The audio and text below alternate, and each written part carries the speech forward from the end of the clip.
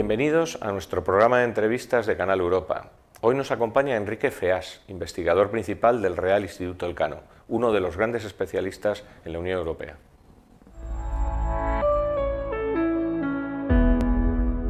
Bueno, en primer lugar, muchísimas gracias por atendernos.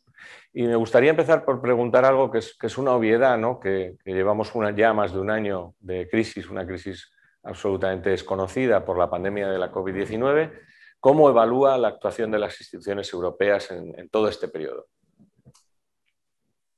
Bueno, yo creo que una vez más lo que se ha puesto de manifiesto es que la Unión Europea funciona muy bien a nivel institucional y con más dificultad a nivel intergubernamental. Al final, las instituciones, una vez se crean, incluyo al Banco Central Europeo, por supuesto a la Comisión, pero también al MEDE, cuando se produce una crisis como la que hemos vivido recientemente, pues primero aprenden de sus errores. Eso lo hemos visto con el Banco Central Europeo, pues que el whatever it takes, en vez de tardar 2 años, pues ha tardado unas pocas semanas, ¿no? Y también pues con la puesta a disposición de fondos. La ventaja de las instituciones, como digo, es que aprenden de los errores. Los gobiernos, yo ya no tengo tan claro que aprendan. Hemos conseguido constituir el Fondo de Recuperación Europea, el Next Generation EU, que es desde luego un avance intergubernamental importante en el sentido en el que supone por primera vez un deuda conjunta para financiar un problema conjunto, y eso es un avance innegable. Pero lo que está claro es que luego gran parte de las actuaciones de las instituciones no están basadas tanto en los tratados como en la voluntad de las propias instituciones de resolver los problemas. Y eso a la larga pues genera incertidumbre, ¿no? El Banco Central pues hace equilibrios peligrosos entre la política monetaria y la política fiscal, está dispuesto a comprar la deuda pública que haga falta, mientras haga falta, pero se enfrenta con recursos frente al Tribunal Constitucional alemán y frente al Tribunal de Justicia de la Unión Europea que podrían hacer inestable esa compra de deuda masiva que se está produciendo ahora. Y por otro lado, pues la Comisión como institución suspende el Pacto de Estabilidad y Crecimiento con muy buen criterio, porque en este momento lo que hace falta es gastar, pero empiezan a surgir voces dentro de Alemania u otros países del norte que dicen que es imprescindible volver cuanto antes a la senda de estabilidad presupuestaria. Es decir, al final lo que tenemos son instituciones que reaccionan rápida, que aprenden de sus errores, los errores cometidos indudables durante la pasada crisis, y gobiernos pues, más pendientes de ciclo político, de sus electorados, que a veces amenazan con que el funcionamiento de las instituciones sea el óptimo. Por tanto, tenemos una Unión Europea que cada vez funciona mejor a nivel institucional perdón, y que sigue manteniendo pues, unos ciertos riesgos en su comportamiento intergubernamental. Bueno, he leído recientemente un artículo suyo que me ha interesado muchísimo sobre las transiciones, sobre todo la ecológica y los costes que eso puede tener. La Comisión Europea von der Leyen tiene 2 ejes estratégicos, tiene más estrategia, pero tiene 2 ejes estratégicos, la transición ecológica y la transformación digital. ¿Cómo se pueden solventar las brechas que va a provocar y los costes, que es lo que usted en su artículo citaba? ¿Qué puede hacer la Unión Europea para solventar problemas que son muy reales? Claro, el problema fundamental es que tenemos que aprender de los errores y al hablar de la globalización, por ejemplo, se trataba de demostrar pues, que la globalización era un hecho incontrovertible y que suponía un desafío, pero también una oportunidad. Pero se vendió la globalización como que solo provocaba beneficios. Y claro, a principios de este siglo, pues una parte de la sociedad civil descubrió que aparte de ampliar el tamaño de mercado y de generar oportunidades y aumentar la competencia, pues claro, obligaba a cerrar determinadas empresas que no eran competitivas o también facilitaba la deslocalización empresarial. Entonces, la globalización tiene beneficios, como cualquier cosa que aumente la competencia, como cualquier desafío, tiene beneficios, pero también tiene costes. Negar la existencia de estos costes es una tentación política muy sencilla, pero a la larga tiene problemas. Y hoy en día, pues, por ejemplo, tenemos un acuerdo como el de Mercosur, que es muy difícil de vender frente a la ciudadanía, pese a que es un acuerdo beneficioso para todos. Ujú. Y eso se debe fundamentalmente a una estrategia de comunicación equivocada, centrarse solo en los beneficios y negar o minimizar los costes. Con la transición ecológica y la transición digital puede pasar un poco lo mismo. La transición ecológica va a tener costes, va a suponer cierre de empresas, va a suponer incremento del coste de la factura eléctrica, lo estamos viendo en España, y va a suponer pues, el reajuste importante de determinadas industrias, la industria automovilística, la eliminación de determinados elementos o determinadas herramientas contaminantes que utilizamos actualmente, o incluso la subida de aranceles como consecuencia del contenido de carbono pues, de países que son relativamente más baratos, y eso puede perjudicar a determinadas familias. Quizás el error puede pasar un poco con lo mismo con la transición digital, es decir, la digitalización o el proceso de digitalización o el proceso de transición ecológica son como era la globalización, procesos incontrovertibles, es decir, son así, van a ocurrir, lo importante es adaptarse y aprovechar las oportunidades que existan. Pero eso no quiere decir que no vaya a haber costes, y quizás es un error considerar que los costes solo se van a producir en el cierre de determinadas empresas o el cierre de empresas contaminantes. No, esto es una cuestión mucho más horizontal.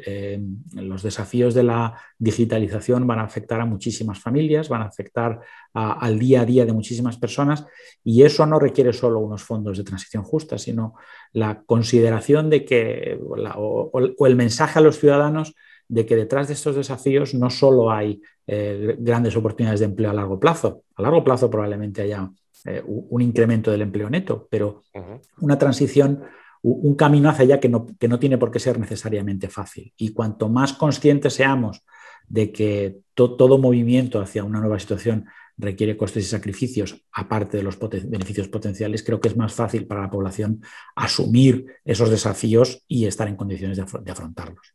Uh-huh.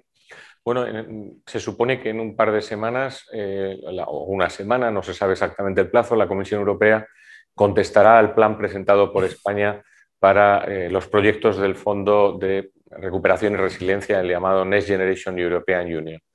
¿Cree que España está preparada y cuenta con un plan adecuado para la absorción de estos fondos? Hablo de público y privado, no estoy hablando exclusivamente de la parte gobierno, sino también de todo el sector privado y la propia sociedad. ¿Estamos preparados para una absorción de tantísima cantidad de dinero en tan poco tiempo?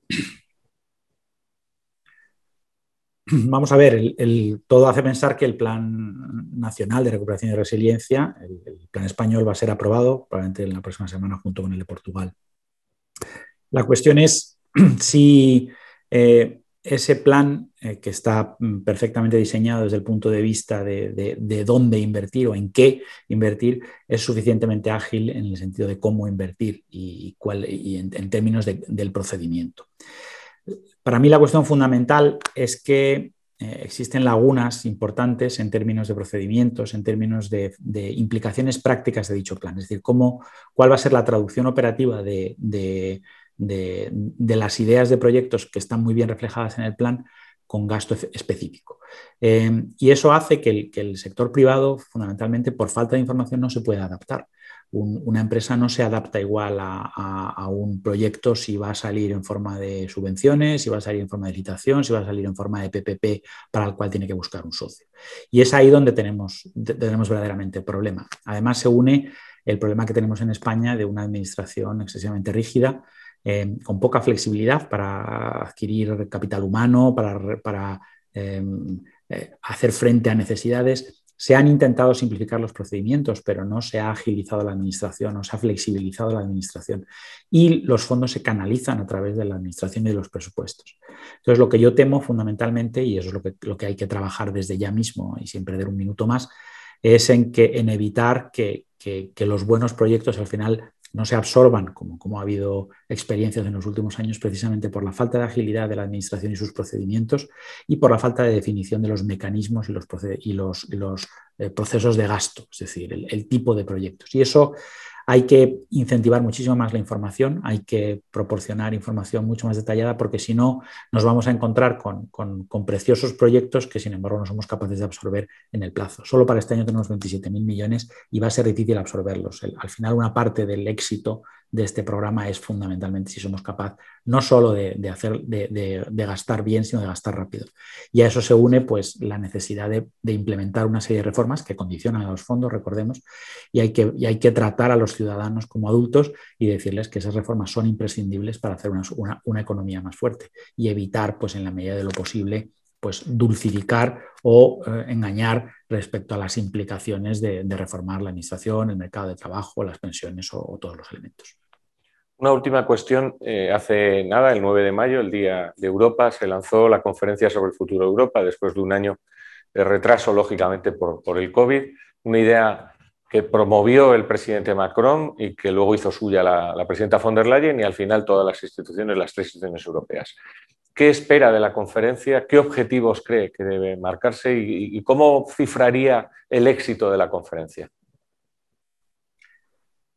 Yo creo que esta conferencia de la Unión Europea se produce en un momento clave para la Unión Europea, pero hay que moderar sobre todo las expectativas, porque no estamos en un contexto intergubernamental muy favorable a un proceso de integración muy elevado.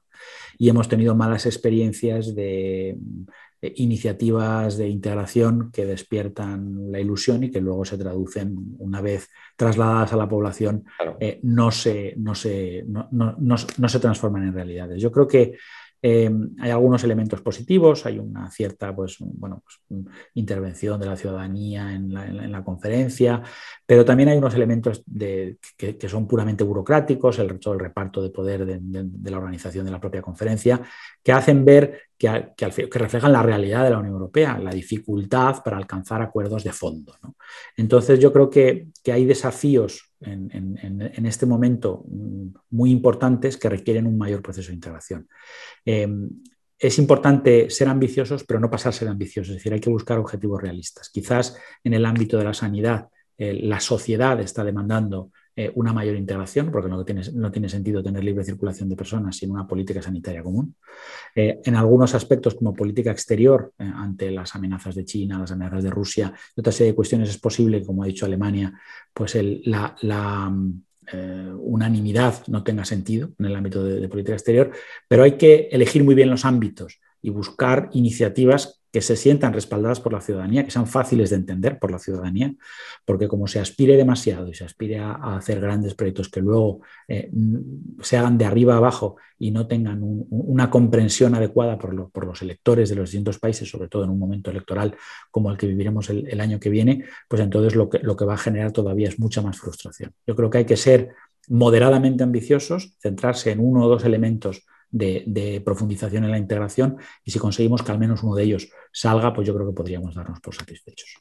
Muy bien, pues muchísimas gracias, profesor. Ha sido un placer y contaremos evidentemente con sus opiniones en más ocasiones, porque estamos en un momento, pues como lo ha dicho, crítico, importantísimo de la Unión Europea, y opiniones como la suya son muy necesarias. Un placer, muchas gracias. Muchísimas gracias.